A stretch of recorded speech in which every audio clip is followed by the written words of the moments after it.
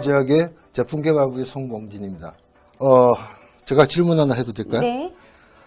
다음 중에서 먹지 못하는 감 고르보세요. 네. 1번 세제, 2번 돌가루, 3번 살충제. 네. 무슨 그런 질문이 다 있으세요? 다 먹지 못하는 거 아닌가요? 그렇죠. 매일 그런 어떤 화학 유해 물질을 먹고 있다는 게 심각하겠죠. 무의식 중에 그거를 접한다는 그렇죠. 무의식 중에 말씀이신가요? 먹고 있다는 거죠. 그래요? 그게 저는 잘 이해가 안 갑니다. 그 원인이 치약입니다. 치약이요? 예. 원래 치약의 개념이 돌가루에다가 세제를 섞어 놓은 게 치약이죠. 그런데 우리가 여태까지 써왔던 현재 지금까지 치약의 실태를 보면은 거의 세제 개념의 치약을 가지고 우리가 양치질을 했다는 거죠. 그러다 보니까 우리 자신도 모르게 어느 정도 일정한 조금씩이나마 거기에 먹게 되는데 그게 한 번을 먹어서 어떤 문제가 생기는 게 아니라 체내에 자꾸 축적이 됐을 때 나중에 어떤 건강상의 문제가 발생을 한다는 거죠. 그러면 예를 들어서 그 옷감에 물이 들었을 때 그걸 아무리 빨아도 깨끗이 빨아지지 않는 것처럼 그런 유해 성분이 몸 안에 들어갔다고 가정을 했을 때 이를 닦고 저희가 헹굼질을 하잖아요. 네. 근데 말끔히 뭐 이렇게 해소가 안 되겠네요. 그렇죠. 몸 안에 남아있는 잔류 부분 기전이 자체가 있네요. 남아있기 때문에 네. 그런 것들이 이제 음식물이나 아니면 물을 우리가 마실 때 같이 체내로 흡수가 되는 거죠. 굉장히 심각한 네, 문제인 것 그렇죠. 같습니다. 저희가 치아 건강을 위해서 열심히 이를 닦으시는 분들 많으세요. 네. 아침에 한 번, 저녁에 한 번 당연한 거고 식후에도 닦으시는 분들이 많으신데 그분들은 이제 본인들의 치아 건강을 위해서 양치를 하시는 거잖아요. 네. 근데 그런 위험 분자를 안고 가야 된다는 것이 저는 좀 두려워집니다. 그렇죠. 여태까지 이제 우리가 사용해왔던 치약들이 거의 어떤 화학물 덩어리라 그러죠. 소위 이제 세제 개념이 가장 문제가 생기는데 일반적으로 이 치약 속에 들어있는 합성계면 활성제죠.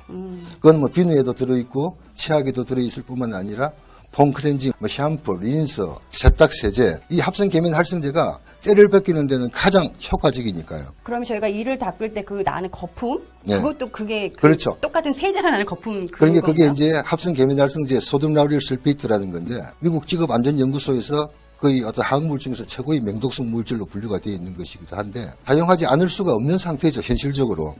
가장 값싸고 가장 때가 잘 나오니까 일반적으로 그냥 대중적으로 많이 쓰는데 문제는 이제 그런 부분들이 체내에 축적이 됐을 때 상당한 어떤 건강상의 치명적인 어떤 것을 제공을 한다는 거죠. 그렇군요. 저는 사실 여태까지 잘 몰랐습니다. 치아는 오복 중에 하나, 그리고 이제 영양분을 가장 빨리 흡수하는 것이 입안이잖아요. 네. 그런데 그런 위험 요소를 저희가 안고 가야 된다는 것이 너무 충격적인데요. 그러면 처음부터 저희가 뭐 안전한 제품을 사용하면 되는 거 아닌가라는 생각이 좀 드는데 그러게 말입니다. 그런 제품이 없는 건가요? 솔직히 여태까지는 없었죠. 네. 그게 이제 여러 가지 어떤 뭐 생산적인 어떤 그 단가 요인도 있을 거고, 유통 구조상의 어떤 문제도 있을 거고, 에돌 치약을 개발을 할 때 구강 건강에 가장 권원적인 문제를 해결할 수 있는 방법, 일반적으로 우리가 쓰는 어떤 화학 물질을 좀 배제시키고 안전한 제품을 만들어 보자라는 어떤 취지에서 개발이 됐던 겁니다. 제가 이 치약을 이렇게 보니까 잇몸 질환 예방, 시린이 보호라고 써 있는데 두 가지를 다 지금 잡을 수 있는 치약인가요? 이 시린이라는 자체하고 잇몸질환 개념 자체가 조금 상반된 부분들이 있어요. 네. 이 에돌 치약 같은 경우는 어떻게 접근을 시키느냐 하면은 구강 건강에 가장 근원적인 문제가 세균입니다. 네네. 입안에 한 1000여 종의 한 2억 마리 정도의 어떤 세균이 살고 있는데 이 2억 마리 중에서도 유해한 세균이 있고 유익한 세균들이 있죠. 그렇죠. 그런데 일반적으로 이제 화학 살균제를 써버리면은 무작위로 없애버립니다. 그러다 보니까 더 문제가 심각해지죠. 우리가 구강 내에서 침이 있어야만 구취도 해소가 되고 세균 자체의 정식도 억제를 하고 어떤 여러 가지 기능들이 있는데 그런 부분들이 어떤 세균들까지도 마저 죽여버리니까 더 어떤 문제가 생기는 부분이 있고 그래서 가장 권원적으로 자극 없이 효율적으로 세균을 잡을 수 있는 제품으로 접근을 시킨 겁니다. 그러다 보니까 이제 살균력 자체에다 포커스를 맞춘 거죠. 구강 문제에서는 세균 자체만 살균을 정확하게 시킬 수만 있다라고 하면 모든 구강 건강의 문제가 해결이 되는 부분이거든. 그래서 그런 컨셉으로 이제 개발을 해낸 게 에돌 내추럴 투스페이스입니다. 그러면은 제가 여기 재료 성분을 보니까 네. 메스틱, 모략, 프로폴리스라고 써 있는데 저는 프로폴리스라는 건 들어본 적이 있는 것 같습니다. 네. 그러니까 프로폴리스 치약이라는 거는 들어봤어요. 많죠. 네네. 그리고 모략이라는 거는 제가 아는 그 모략 맞죠? 네네. 예. 그러면은 이 성분이 그 다른 제품과 비교해서 뭐 얼마큼의 성분이 더 넣었는지 하고 그리고 이 성분이 넣어서 뭐가 좋은지 저는 아직 잘 몰라서. 자, 살균 자체는 일반적으로 우리가 많이 여태까지 우리나라에서 많이 썼던 게 화학 살균제를 썼어요. 그게 이제 트리콜론산이라는 화학살균제를 썼는데 치약이 사회 문제화되면서 맨 먼저 처음으로 발생됐던 문제가 이 트리콜론산입니다. 이게 이제 화학살균 살균력이 엄청 좋아요. 근데 아까도 얘기했듯이 이게 좋은 균이든 나쁜 균이든 가림없이 다 없애버리니까. 그 다음에 이게 발암 유발 물질로 판명이 됐어요. 그래서 지금은 이게 사용 금지 품목으로 우리나라에서 묶여 있습니다. 쓸 수가 없어요. 그런데 그 이전까지는 거의 트리콜론산이었습니다. 그 살균 자체를 어떤 잡는 데 있어가지고 이제 저희들이 선택을 한 게 소위 세계 3대 천년 항생제라 그러죠. 옛날 중세 유럽부터서 사용되어 왔고 일반적으로 미이라 방부제로도 사용되고 있는 게 모략하고 메스틱이거든요. 이게 이제 일반적으로 살균력이 상당히 효과가 좋습니다. 그래서 구강치료제로도 중세 유럽부터 사용이 되어 오는 건데 문제는 원료 자체에 대한 코스트가 있죠. 단가. 역시 그렇군요. 그래서 그런 부분들 자체를 한 가지 이 내추럴 원료 같은 경우는 한 가지 자체의 어떤 그 원료가 기능이 특출하다 해가지고 전체적으로 제품 자체에 대한 기능이 올라가는 건 아니거든요. 문제는 그 원료 자체가 어떻게 어떤 시너지 효과를 낼 수 있도록 성분비를 만들어주냐는 겁니다. 배합을 말씀하시는 그렇죠. 거죠? 그러다 보니까 여기서 메스틱하고 몰약과 프로폴리스 세 가지를 동시에 선택할 수밖에 없었던 게 전부 항산화제거든요. 살균제고. 천연 항생제. 예. 어떤 특정한 제품 자체가 그 유효성을 가지려면은 원료 자체에 대한 퀄리티도 중요하지만 그 원료 자체의 퀄리티의 농도도 중요하다고요. 그렇죠, 그렇죠. 원액에다가 물을 80% 90% 넣어가지고 희석시킨 원료하고 원액에 가까운 원료하고 효용성 차이는 엄청난 거죠. 그래도 들어가긴 들어갔으니까. 그렇죠.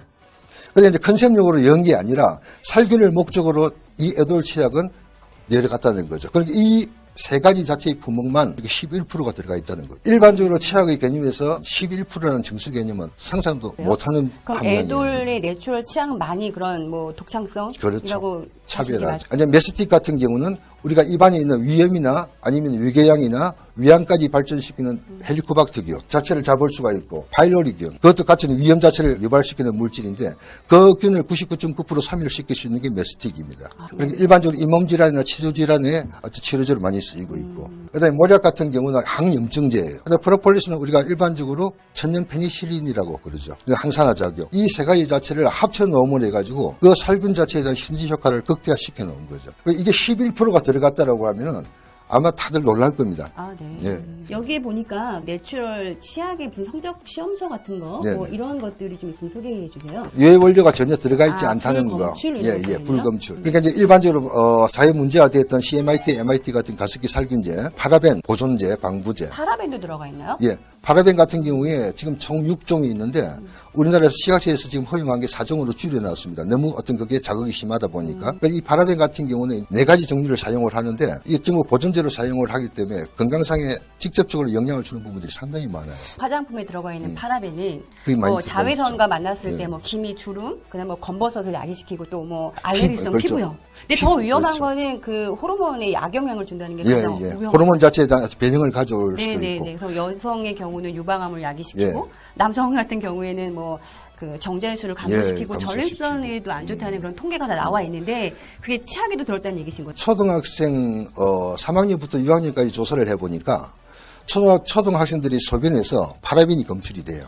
그 치약 때문일 수도 있고 일반적으로 파라벤이 보존제로서 많이 활용이 되다 보니까 그러니까 우리가 자신도 못 느끼는 부분에서 모르는 사이에 그게 흡수가 된다는 거죠. 얼마만큼 저희가 생활 속에서 화학물질을 안 쓰느냐가 저희 건강을 지키는 것 같습니다. 그렇죠. 천연 제품을 써야 될 것 같아요. 이 치약하고 일반 기존에 있는 치약들하고의 차이가 가장 대표적인 차별화라고 얘기를 한다라고 하면은 잇몸 질환과 치주 질환, 시린이까지를 함께 같이 해결할 수 있는 컨셉으로 제품이 만들어졌다. 이 치약의 어떤 구성 중에서 정제수가 들어갑니다. 일반 치약들 같은 경우가 보통 35%에서 45%가 물입니다. 많게는 45%. 일단 효능적인 것보다는 가격이 낮겠죠. 물을 많이 타는. 그렇죠. 물을 많이 타니까. 물을 적게 타면은 가격이 높아질 거고. 내추럴 치약은 몇 프로 들어가 있죠? 지금 이 에돌 치약 같은 경우 6%가 정제수입니다. 6%가 가장 최소화를 잡은 거예요. 치약 제형의 점도 자체를 짜보시면은 상당히 그 농축 정도가 점성이 엄청 강합니다. 그럼 45%의 그 물 성분하고 6% 굉장한 차이인 것 같습니다. 엄청난 차이죠. 이 내추럴 치약 그러면 이 단가 면에서 맞추기가 굉장히 힘드셨을 것 같은 생각이 좀 들어요. 보통 일반적으로 기능성 치약들이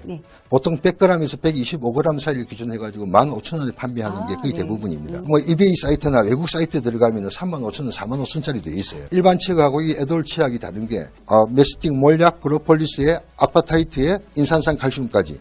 이 인산산 칼슘 같은 경우는 가장 핵심적인 게 시린이를 보호하는 역할을 해요. 치아 표면이 손상이 되거나 그 손상으로 인해 가지고 구멍이 생기거나 균열이 있거나 아니면 잇몸과 치아 사이에 어떤 상하세포가 돌출이 됐을 때 이 인산산 칼슘이 조금 메꿔줍니다.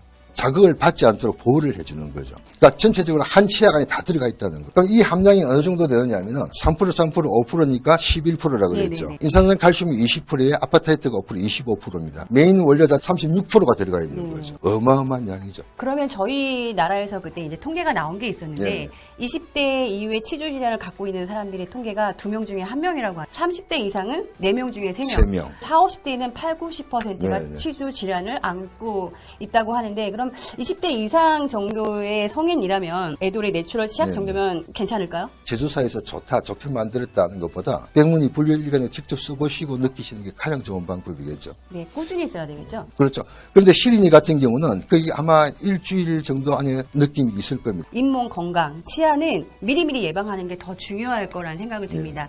처음에 사실 작은 불은 소화기로 끌 수 있지만 나중에 큰 불은 뭐 소방차를 부르거나 아니면 헬리콥터를 부르는 경우도 있잖아요. 그렇죠. 그러니까는 굳이 그렇게 뭐 3만 원, 4만 원 이상의 치약을 쓰지 않아도 이 에돌의 내추럴 치약만으로 가능할 거라고 저는 생각을 합니다. 그리고 가장 중요한 건 천연 계면 활성제가 들어가 있는 에돌의 내추럴 치약을 당장 오늘부터 해야겠네요. 그렇죠. 가장 좋은 치약이라는 게 양치질을 하고 난 뒤에 입안에 침이 많이 고인다. 그 침이 많이 발생하는 거. 그게 가장 좋은 치약이고 우리가 주스나 과일을 먹었을 때 과일 맛을 그대로 느낄 수 있어야 그게 가장 좋은 치약입니다. 양치질을 하고 나면은 치아 표면이 뽀드득뽀드득거려요. 그 다음에 입안이 텁텁해집니다.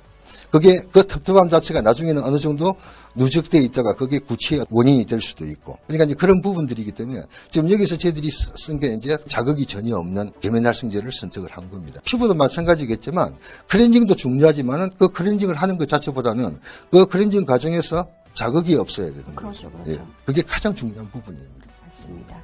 여기에 보니까 단국대학교 치과대학에서 임상실험을 네, 완료하셨네요.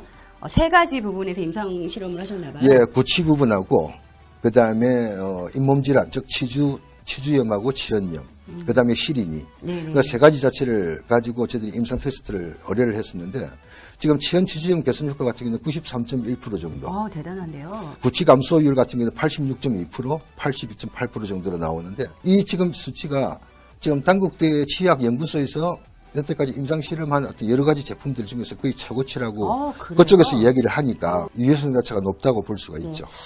우리가 치아를 갖다가 일반 경제 가치로 따졌을 적에 치아 개당 한 3천만 원이라고 그러죠. 그러면 총 치아가 28개니까 한 8억 4천 정도의 경제 가치가 생긴다라고 네. 어느 치과의사가 얘기를 하던데 제품 하나의 자체의 어떤 선택을 그냥 단순한 선택이 아니라 조금 더 따져보는 어떤 지혜가 필요할 것 같습니다. 그래서 아마 이 치약에 이제 만족이 되지 않으시면 더 이상의 치약은 없을 거라고 확신을 합니다.